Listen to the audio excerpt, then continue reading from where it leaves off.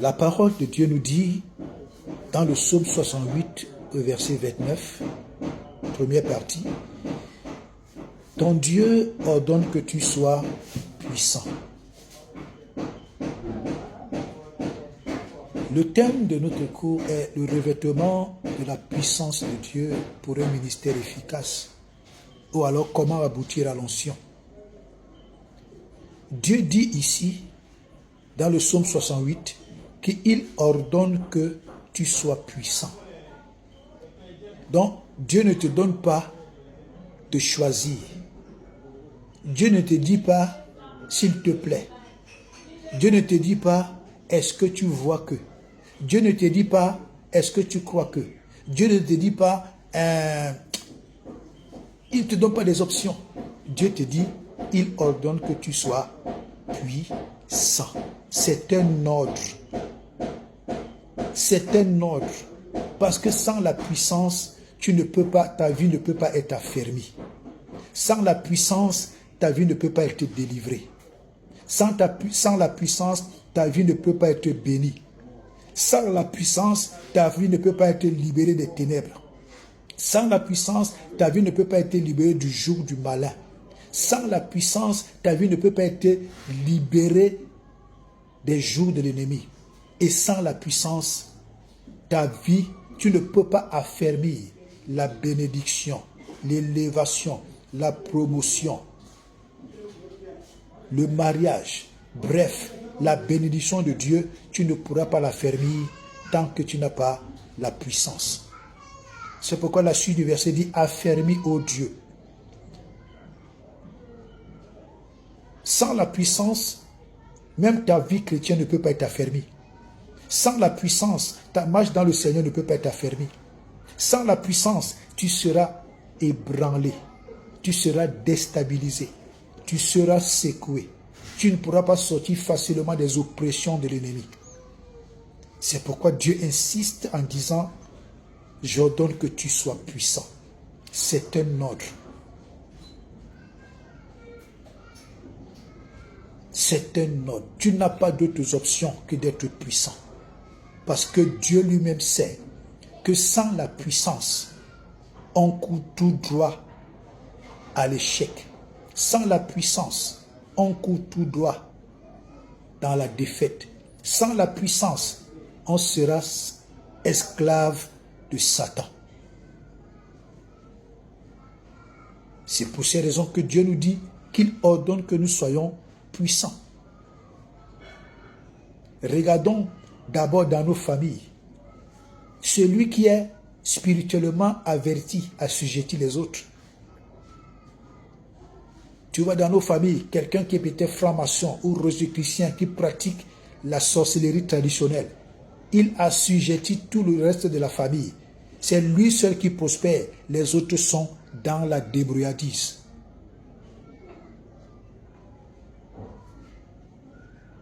Regardons même dans la société, en entreprise, c'est ceux qui sont spirituellement aguerris qui ont des meilleurs postes. Regardons même dans nos pays, dans nos villages. C'est ceux qui sont dans les loges, les sectes pernicieuses. C'est ceux qui sont des enfants de Dieu qui prennent leur spiritualité très au sérieux. C'est eux qui percent. Regardons même dans les nations. C'est la nation la plus puissante qui assujettit les autres. Même quand une grande nation, on dit parfois, on va négocier 50-50. Mais c'est parce qu'ils sont même gentils. S'ils disent qu'ils viennent prendre avec la force, vous allez faire quoi? Rien. Donc la notion de la puissance est très importante. C'est pourquoi Dieu insiste que j'ordonne que tu sois puissant. Tu n'es pas puissant, tu seras asservi. Tu n'es pas puissant, tu seras esclave. Tu n'es pas puissant, tu seras dominé. Tu n'es pas puissant, tu seras piétiné. Tu n'es pas puissant, tu seras le ballon de Satan et de ses agents.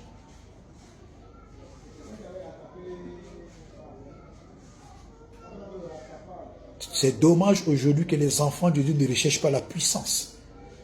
C'est dommage aujourd'hui que certains serviteurs de Dieu ne recherchent pas la puissance. C'est dommage aujourd'hui que certains enfants de Dieu ne recherchent pas la puissance. C'est dommage aujourd'hui que certains servants du Seigneur ne recherchent pas la puissance.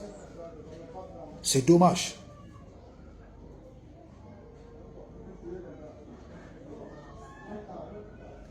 Quand nous lisons Genèse 1, versets 26 et 27, je vais lire. Genèse 1, 26 et 27, je vais lire. Puis, Genèse 1, 26 et 27. Genèse 1, 26 et 27, je vais lire. Puis Dieu dit, faisons l'homme à notre image, selon notre ressemblance, et qu'il domine sur les poissons de la mer, sur les oiseaux du ciel, sur le bétail, sur toute la terre et sur tous les reptiles qui rampent sur la terre. Dieu créa l'homme à son image. Il le créa à l'image de Dieu. Il créa l'homme et la femme. Ah oui. Ah oui. Dieu a fait l'homme et la femme à son image et selon sa ressemblance. Donc, la femme avait été déjà créée, mais elle a été endormie dans le sein de l'homme. Ce n'est pas quand Dieu a fait dormir l'homme qu'il a créé Ève. Non, il a seulement fait sortir Ève qu'il avait déjà créé le même jour que Ève, le même jour qu'Adam. Parce qu'il dit que l'homme et la femme, il les créa. Et il le crée à l'image de Dieu, à son image. Quand Dieu dit que j'ordonne que tu sois puissant, et il dit dans Genèse 1 qu'il nous a fait à son image, selon sa ressemblance pour dominer. On ne peut pas dominer si on n'est pas puissant. On ne peut pas dominer si on n'est pas puissant. On ne peut pas dominer si on n'est pas puissant. C'est pourquoi il dit qu'il nous a fait à son image, selon sa ressemblance pour dominer. L'image de Dieu, la ressemblance de Dieu, c'est quoi? Quelle est l'image de Dieu? Un Dieu fort, un Dieu puissant, un Dieu redoutable, un Dieu impitoyable, un Dieu incomparable, un Dieu inégalable. Le grand Elohim. Le grand Elohim. Il dit qu'il nous a fait à son image, selon sa ressemblance, pour dominer sur les oiseaux, sur les reptiles, sur. L'homme a été créé avec la domination. Mais aujourd'hui, quand tu vois un animal s'attaquer à l'homme, c'est parce que l'homme a perdu la domination. Les chiens attaquent les hommes, les animaux attaquent les hommes, c'est parce que l'homme a perdu sa domination quand il a péché contre Dieu dans le jardin d'Éden. Aujourd'hui, les gens se transforment en des totems d'oiseaux, des totems de serpents, les totems de X ou Y pour avoir la domination de l'homme. Pourquoi? Parce que l'homme a perdu l'onction de la domination qui lui avait été donnée à la création. Un homme de Dieu disait, quand tu vois un animal attaquer un homme, il y a deux raisons. Soit cet homme est sorcier et mauvais, soit la main de l'homme est derrière. Donc cet animal a été habité par un mauvais esprit, avec pour mission de faire du mal à la personne qui est en train de passer. Nous voyons aujourd'hui, dans certains réseaux sociaux, on voit des chiens qui mangent des enfants. En temps normal, un animal ne peut pas s'attaquer à l'homme. Quand un chien mange un enfant, il y a un mauvais esprit dans ce chien. L'homme a péché contre Dieu, il a perdu sa domination. Et l'homme est devenu vulnérable. Vulnérable contre les œuvres des ténèbres, vulnérable contre les maladies mystiques, vulnérable contre les maladies naturelles, vulnérable contre les œuvres de la société, vulnérable contre la pauvreté, vulnérable à cause de l'onction de la domination que l'homme a perdue quand il a péché contre Dieu dans le jardin d'Éden. Or, au commencement, cela n'était pas ainsi. Dieu dit qu'il nous a fait son image selon sa ressemblance. Dieu est puissant, il nous a donné sa puissance. Dieu est fort, il nous a donné sa force. Dieu est en bonne santé, il nous a donné sa bonne santé. Dieu est glorieux, il nous a donné sa gloire. Dieu est prospère, il nous a donné sa prospérité. Dieu est tout-puissant, il nous a donné sa toute-puissance. Dieu s'est investi en nous. La totalité de Dieu, il s'est investi en nous. Mais l'homme a trouvé qu'il faut aller faire alliance avec Satan dans le jardin d'Éden. Et l'homme a perdu sa domination. C'est effectivement cette domination-là que Satan voulait détruire. Il rencontre Ève parce qu'il sait que Adam avait dit à Ève que Dieu a dit que nous pouvons manger de tous les arbres du fruit, sauf celui du milieu.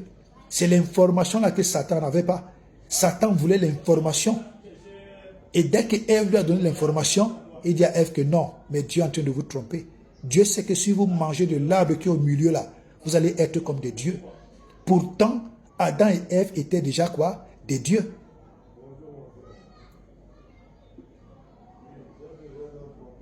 Toi seul sais si tu es véritablement enfant de Dieu. Ce n'est pas un tiers homme de Dieu, ce n'est pas une tiers servant du Seigneur qui viendra te dire que je vois que tu as la paix de Dieu dans ta vie. Oui, moi-même je sais. Merci pour la confirmation. Je vois que tu sais Dieu avec l'esprit de Python. Il dit que ma soeur, c'est pour toi là-bas. Hein? Moi, je n'ai aucun problème avec Dieu. Si le diable t'a envoyé pour venir me manipuler, continue ta route.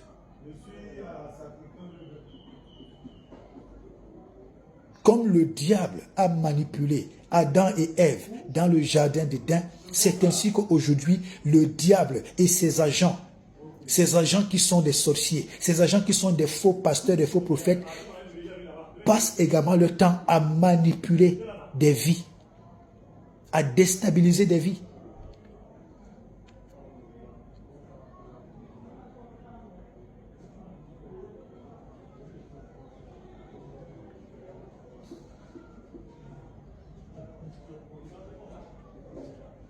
Soyons sérieux. Quand l'homme a péché contre Dieu, il a perdu cette nature. Maintenant, Dieu revient à la charge. Il dit, je donne que tu sois puissant. Pour que l'onction de la domination revienne en toi, je veux que tu recherches la puissance. Je veux que tu recherches l'onction. C'est très important.